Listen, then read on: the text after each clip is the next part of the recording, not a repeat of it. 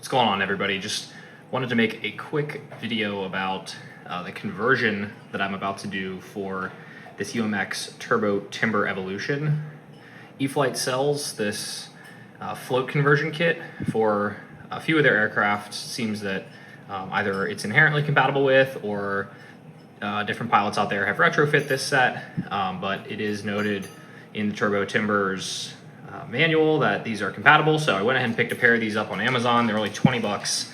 Looking forward to get this installed. This actually is kind of like my beater plane. I have another Turbo Timber. This one had some factory issues, and thankfully Horizon sent me a replacement. This has a couple of known issues that hopefully won't arise while I'm gonna eventually maiden this on the floats, but did want to get this set up and show a little bit about the install process. I've not done this before, so this will be kind of a raw assembly process and unboxing of the set, so stay tuned.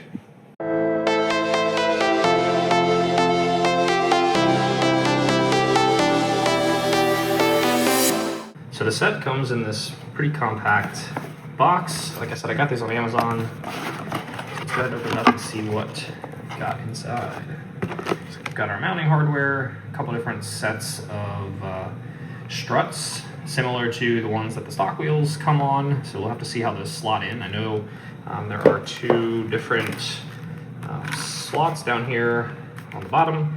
I actually removed all the screws already except one from these gear just to make the assembly a little bit easier, but looks like the floats slot in on these two recessed areas right here. So we'll go ahead and see what they look like. So it looks like these actually have a silver finish, which I'm a little bit surprised about. In the pictures they kind of look white, but nonetheless I think they'll still look pretty slick. They kind of match the turbo exhaust up there on the cowl, so they're super light. I have seen some people comment about these like absorbing water if you have them in the water for too long. So not really sure about that, but we'll have to take a look and see once we get this out on a Floatplane maiden. Just taking a look at the manual, it looks like the two struts get installed, and then there are spacer bars that go in between to help maintain the width. So we'll go ahead and get all the hardware out here and get everything kind of dry fit and see how we can get this installed. So it looks like the two sets of struts, one is slightly wider, and you can see in the manual here it's depicting that that one goes toward the front. So we'll go ahead and line these up. So there is a notch that faces toward the inside, so that's how I just realized, you know which direction or which side that they go on. So that's the left float, this is the right. This is a little bit finicky with one set of hands, honestly. It might be easier with somebody helping you, but we're gonna make it work here. The floats are marked very lightly right here, left and right. Just noticed that as well. Yeah, so definitely proving a little bit challenging to keep these aligned while installing both. So I'm wondering if we go ahead and try to install the spacer bar, that might make this a little bit easier. See what we can do. Okay, so that actually does help quite a bit. If you try to line them both up at the same time, it looks like the spacer goes on the outside of the strut, so if you kind of slot them both in at the same time, I think it does make it a little bit easier. There we go. And I think that might actually stay a little bit more in place. So actually, while I've got that lined up there, I'm gonna go ahead and check out the next step, which is actually to install the screws on the top. Let's go ahead and grab those. So it comes with two small bags of screws. These are actually pointed and these are blunt. So these are the ones that we're gonna use on this section, and actually comes with one extra, but it's a little bit hard to distinguish the two types from one another.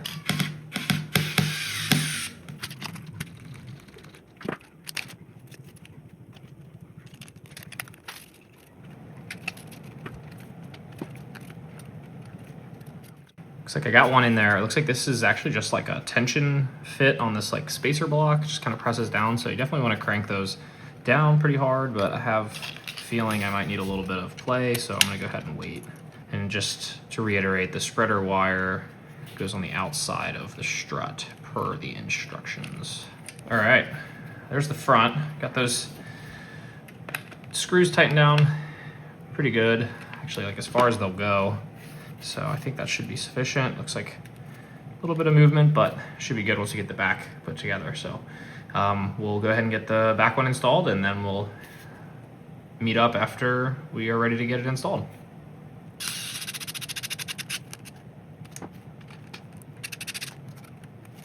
All right, almost got this fully together, but just as a quick note, the spreader bar does kind of have a tendency to like slide out as you're tightening down this tension. So just make sure you hold that in with your thumb and not strip the screw. But now that we've got this put together, it's kind of the final product. Let's go ahead and do a dry fit in the aircraft and see if they fit. I've seen reports from some folks that they have to do a little bit of bending to fit this airframe, so we'll see if I get lucky. Wow, yeah, actually spot on. If we get that tightened down and screwed in, that should be almost factory. How about that? All right, let's get the fastening plates added, and it should be all but finished. So one important distinction in the manual is that you actually have to use the factory brackets that come with the landing gear. So we'll have to grab those, and then the 4 that come with the set are actually complementing the stock ones. So you need all 4 in order to install these. So let me grab the stock brackets and we'll get it installed. So I actually had to backtrack a little bit in this installation process. I went to get the brackets that fit on the recessed areas here. Per the instructions, you're supposed to repurpose the ones that came with the gear for the front bracket, and then the ones that came in the packaging used for the rear. The front strut works great, slides right down in there, and the 2 brackets fit over top, no problem. However, here on the aft, there is a bit of a fitment issue. It appears that this kind of middle like U shape is actually too wide for the cavity inside of the recessed channel there. So I've tried to get that to fit in. I don't want to have to bend or manipulate the wire too much, but it does not appear that it's going to be a stock fit. I know these are supposed to be universal floats for a couple of UMX aircraft, and I think they're a little bit older of a skew for Horizon and incompatible with some of the more kind of legacy UMX. So it's possible that they just haven't really updated the design at all. Not really sure what they were going for, considering that the part number is supposed to be compatible with this aircraft. So unfortunately, I don't have a way to fix that right at the moment without kind of manipulating the shape of that wire and trying to make this U shape a little bit more narrow, but I'm not sure I'm going to get back to a factory size if I do that. So my plan at the moment is to 3D print a bracket. I'll take some measurements and try to replicate what they have kind of in the box, but this will sit as flush as it'll go. I'm going to try to print some sort of offset bracket that will ultimately hold that down. I've actually done a little bit of research and seen, now that I've discovered this issue, that some other folks have had to just kind of tape on the back, which seemingly should be fine if the front is fixed, but I'd rather make sure it's nice and secure, and I'm not going to lose this in the pond or the river. So I'm going to go ahead and jump into CAD and mock something up, and hopefully I can come back soon with a solution. So stay tuned. All right, guys, after a little bit of trial and error, I did finally find a solution to this problem. I went ahead and just kind of mocked up and 3D printed this little bracket. It ended up fitting perfectly. It's extremely secure, and the front one is just secured by the stock little plastic plates that it comes with.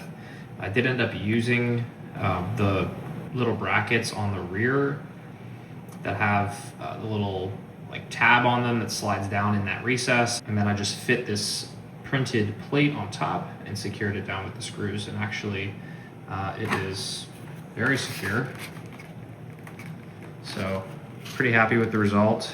I think you probably could get away with tape or hot glue across that brace, but I wasn't 100% sure that that was going to be a permanent solution, and I think that this is about as good as it's going to get. Not really sure why this fitment issue exists, but like I said, I went on the Amazon review page and actually found a couple other folks who have done this install and commented about the fitment on the Turbo Timber specifically. So hopefully this is a permanent fix and I can get this out on the water. So stay tuned for part 2 of this conversion video. It will be my maiden flight probably down on the river sometime this week. So stick around, and if you enjoy this video, feel free to drop a like or comment if you've done this conversion or plan to. I'd be happy to share the files for this plate if it's something that would be helpful for your install. So thanks for watching, and we'll catch you in the next one.